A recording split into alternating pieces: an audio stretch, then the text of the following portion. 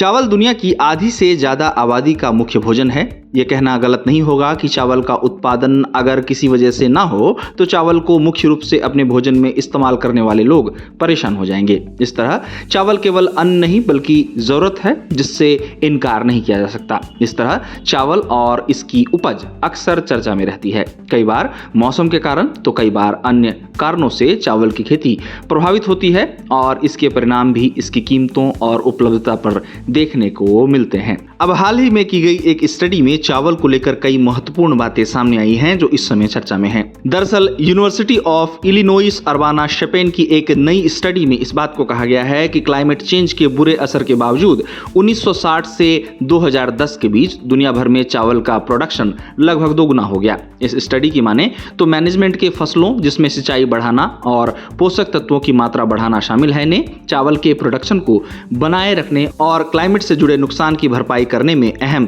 किरदार निभाया है। इस स्टडी से सामने आए नतीजों से ये बात पता चलती है कि भविष्य की फूड सिक्योरिटी न सिर्फ वातावरण के हालात पर निर्भर करेगी बल्कि इस बात पर भी निर्भर करेगी कि चावल प्रोडक्शन सिस्टम को कैसे मैनेज किया जाता है तथा बदलते हालात के हिसाब से कैसे ढाला जाता है। बताया गया है कि इस स्टडी में पिछली आधी सदी में दुनिया भर में चावल प्रोडक्शन को आकार देने वाले फैक्टर्स की जांच करने के लिए ऑब्जर्वेशन और प्रोसेस बेस्ड मॉडलिंग को मिलाया गया और ये परिणाम सामने आया कि पर्यावरण में बदलाव और खेती के मैनेजमेंट ने मिलकर अलग अलग इलाकों और समय के साथ चावल प्रोडक्शन को कैसे प्रभावित किया। बता दें कि इस स्टडी के नतीजे साइंटिफिक रिपोर्ट्स जर्नल में पब्लिश हुए हैं। रिसर्चरों का कहना है कि चावल फूड सिक्योरिटी, आर्थिक विकास और पर्यावरण में बदलाव के बीच का कनेक्शन है। इस तरह वर्तमान में दुनिया का ज्यादातर चावल एशिया में उगता है जिसमें चीन, भारत और दक्षिण तथा दक्षिण पूर्व एशिया के देश ग्लोबल प्रोडक्शन का सबसे बड़ा हिस्सा हैं। आपको बता दें कि चावल को लेकर पिछले स्टडीज में यह बात सामने आई थी कि जलवायु परिवर्तन या CO2 जैसे अलग अलग फैक्टर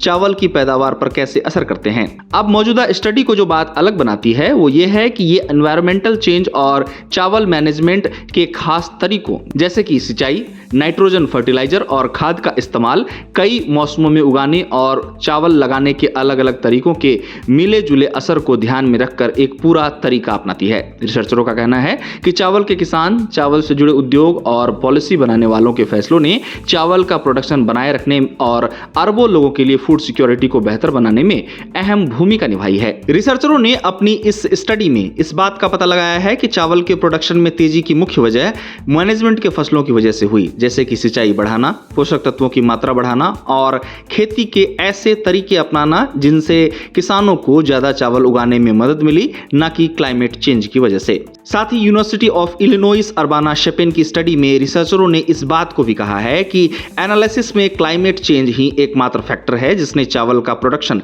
कम किया, जिससे 2006 और 2015 के बीच तापमान बढ़ने, हीट स्ट्रेस और पानी की कमी की वजह से दुनिया भर में प्रोडक्शन में लगभग 7% की कमी देखी गई। वहीं इसके विपरीत हवा में बढ़ता CO2 फोटोसिंथेसिस को बढ़ाकर और पानी के इस्तेमाल की इफिशिएंसी में सुधार करके चावल के प्रोडक्शन को बढ़ाने में योगदान देने वाला मुख्य एनवायरमेंटल फैक्टर था। कुल मिलाकर इस रिसर्च से यह बात सामने आई है कि ये नतीजे उन मुश्किल और कभी-कभी उल्टे तरीकों को दिखाते हैं जिनसे एनवायरमेंटल बदलाव खेती के प्रोडक्शन पर असर करते हैं। गौरतलब है कि चावल का उत्पादन इस समय भारत में सबसे ज्यादा हो रहा है। भारत दुनिया का सबसे बड़ा चावल उत्पादक देश होने के साथ ही दुनिया का सबसे बड़ा चावल निर्यातक देश भी है। साथ ही दुनिया के टॉप चावल उत्पादक देशों की सूची में भारत के बाद चीन, बांग्लादेश, इंडोनेशिया जैसे देशों का नाम शामिल है। इस तरह एशिया के देश दुनिया भर में सबसे ज्यादा चावल का उत्पादन इस समय कर रहे हैं। जहां तक भारत की बात है तो भारत के पास इस समय चावल का भरपूर स्टॉक है और भारत में कृषि मंत्रालय और FAO का अनुमान है